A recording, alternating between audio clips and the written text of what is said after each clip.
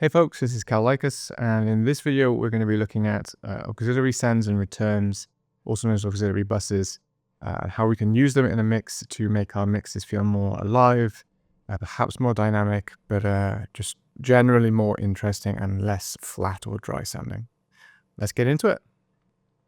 So as we can see on the screen here, the track is the same track that I used for the pink noise tutorial. I decided that if I just kind of use the same one and kind of go through the whole process when mixing that track, it might make it a little bit more cohesive across the board. So what I'm actually looking at here is a setup I've done which demonstrates 3 different examples for how we can use auxiliary sends.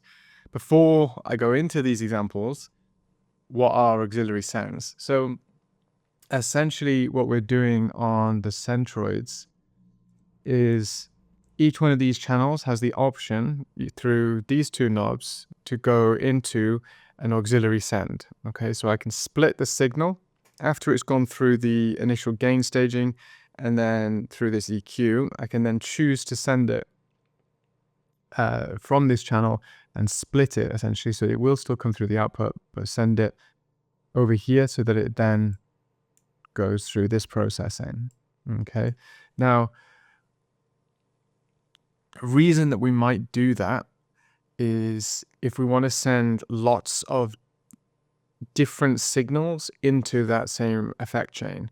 So as an example, I have a reverb that is the ultimate use of this auxiliary send, and I'm sending each of these different instrument tracks through the auxiliary into this reverb. This does a couple of things. One, it reduces the number of reverb units that I have to have on this project.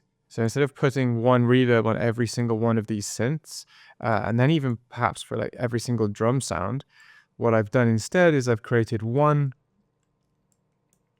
and then I've sent everything to that one reverb.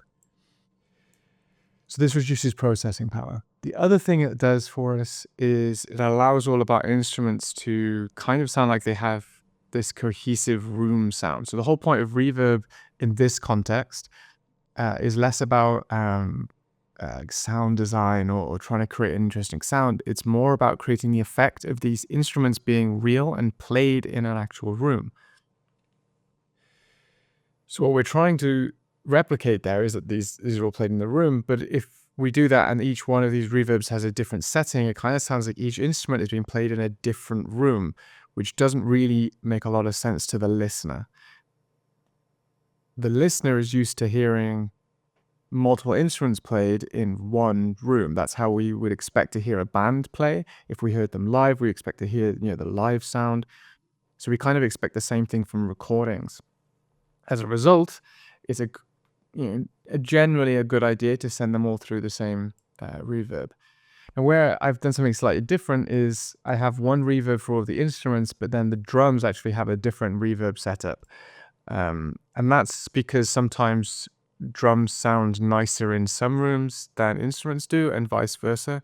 So this quasar reverb kind of emulates something called plate reverb, where what used to be done is, and it is still done in some studios that can afford it, is a massive metal sheet was essentially suspended on like springs, and a transducers are essentially like part of a speaker before you have the cone. Basically, it's the part of the speaker that does the actual vibrating. That is placed up against this metal sheet, and then the signal is sent through that. And now when it vibrates, the metal sheet acts as the big cone for the speaker and produces the sound, but of course it also applies the sound of itself. The actual metallic sound is naturally applied to that. And then this would be recorded with pickup microphones that then, contact microphones rather, or like piezos, things like that, that would take the vibrations of the sheet and then transfer that into a signal, and so on and so on. This is an emulation of that. So this is trying to create a similar kind of sound as if we had those metal sheets. And that plate reverb style is quite effective on instruments. For my drums, I actually don't often like the quasar on my drums, and instead I'll use the pink reverb here, which I believe is using the freeverb algorithm. No, I don't think it is. Yeah, I'm not quite sure what algorithm it's using, but I just prefer it on the drums. I did actually try out the quasar, couldn't find a setting that worked, so I switched to pink reverb here, and immediately found something that suited the sound that I was going for. Now, when we've sent it through the signal, what's also important is we need the signal to come back into the mix somehow. So with this reverb and with the reverb for the drums, what I've done is I've sent them to the submix here, so that what I can essentially do here is solo them, and then when I hit play, I can hear back that individual reverb sound without any of the dry signal. If I was to do what's intended and actually plug it in here, I can't do that. There is no button for me to press to solo it. I can't check whether or not I only like this without having to go through a bunch of extra steps. So one of the other functions that we have in an auxiliary send, which can allow us to do exactly what I've just said, is there is a button beneath the two knobs here that says pre. Now it works, unfortunately it works for both of them. So you can either be pre or post fader, but it will only, it will apply to both of the two knobs instead of only one or the other. Essentially what this means is it determines when the signal is sent to the auxiliary. So at the moment it's on pre. Okay, so what this means is that, it's on post. So what this means is that the signal comes through the chain, goes through to this fader, and then after it's gone through the fader, it is then split and sent both to the auxiliary send and to our master output here. Now, if I turn pre on, what will happen is it comes through all of the EQs, and then it is split, and one signal is sent to our auxiliary, one is then sent on through the fader and then sent out.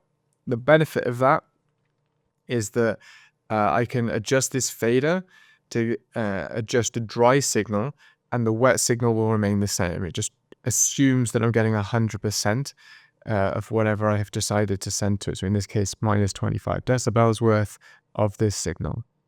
Yep.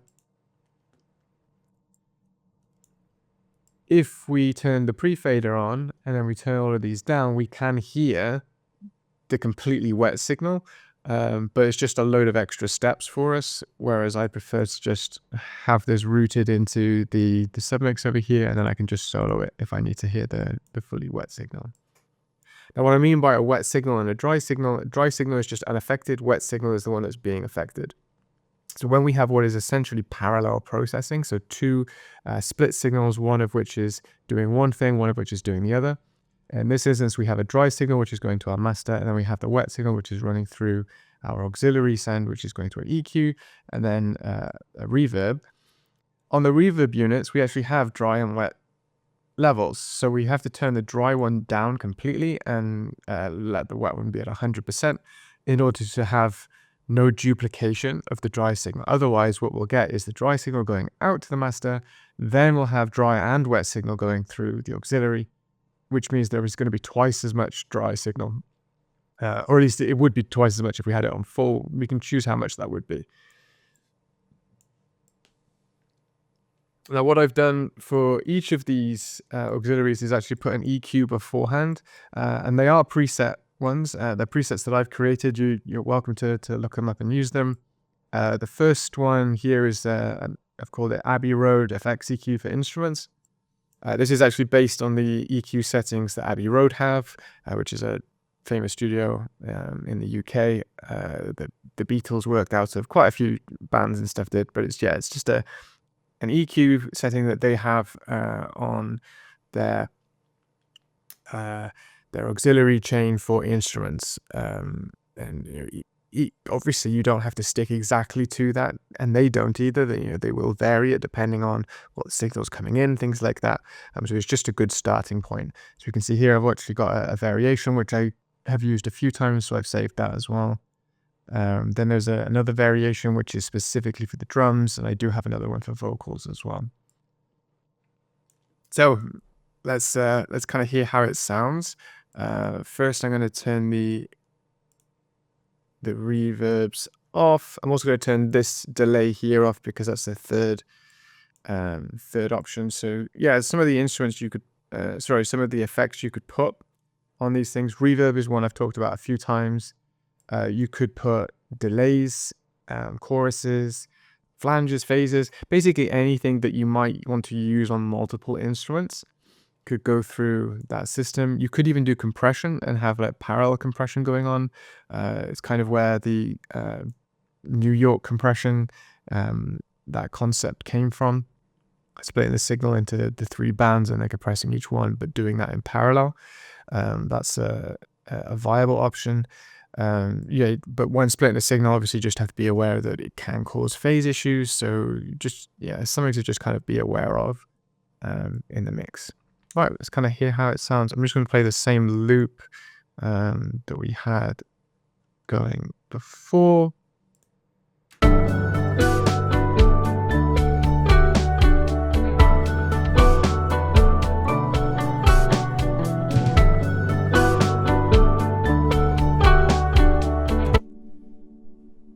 So obviously there are some inbuilt effects on some of these things. There are some effects going on anyway. There's some stereo detune on a couple of bits and pieces.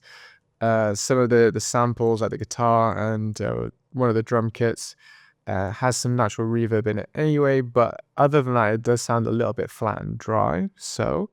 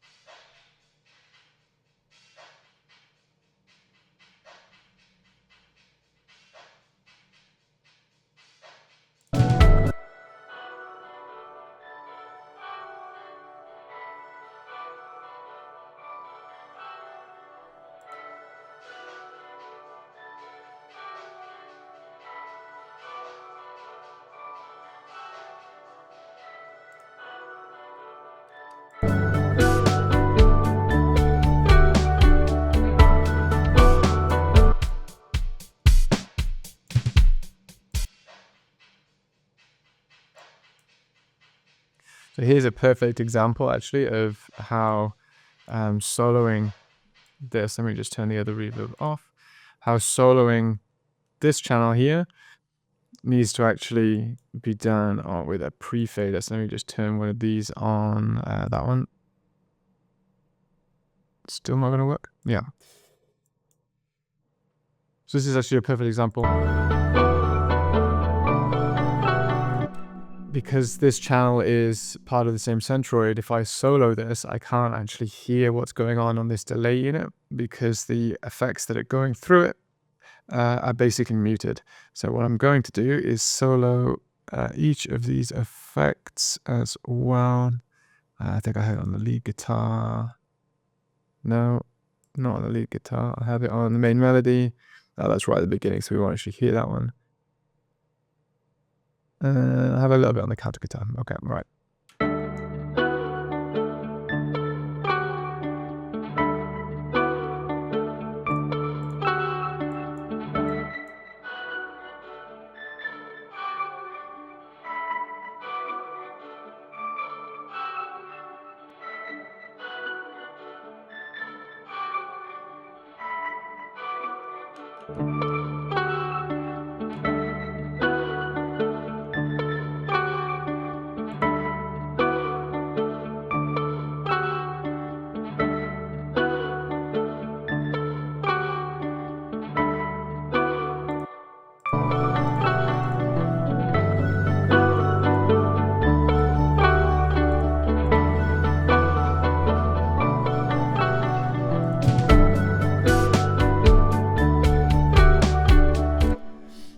yeah, that you get a kind of idea. It does add a little bit of life, a little bit of almost realism, I guess, to have some of this reverb stuff going on. The pulsar delay in the chorus was just a nice effect that I quite liked on a couple of the instruments, but again, sparingly used. So this one, the pluck here does have quite a lot going on, but the counter melody, I've barely put it on at all. Put it on loads on the main melody, but that's only in the intro, so I could give you a little demonstration of how that would sound.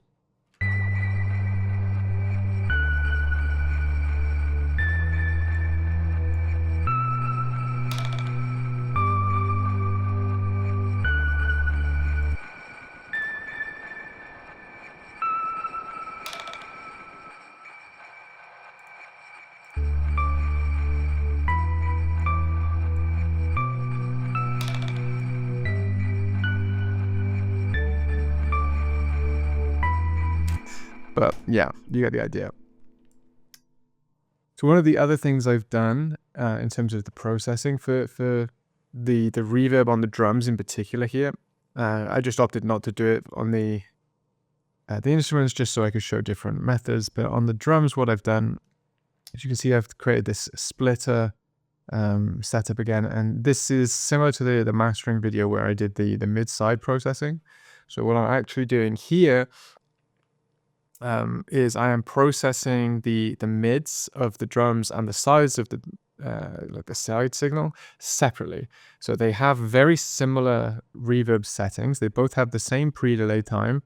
They both have the same feedback amount, and they both have the same levels. But what's different is the room size and then the amount of damping. So on the mids, I actually have a much smaller room size and only a little bit of damping because the room size is so small. I don't need much damping going on, and I get a very tight room sound. So let's give that a listen.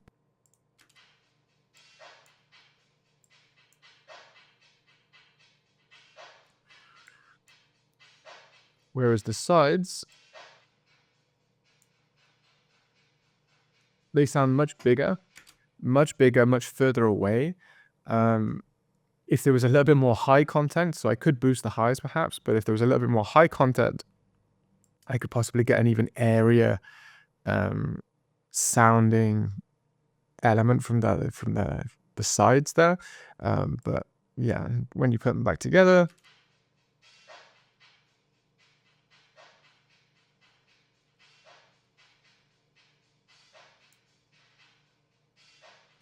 so now by adding the two like this, I've actually made them a little wider. So this room sound now sounds a little bit wider in general. Let's hear how it sounds in context.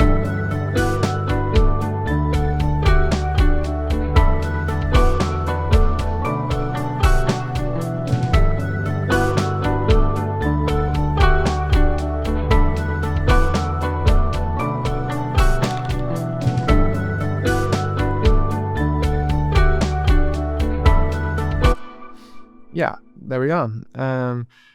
That is about it for auxiliary sends. If you have any comments or questions, please obviously, get in touch, leave a note below. But yeah, I will see you in the next video. Cheers.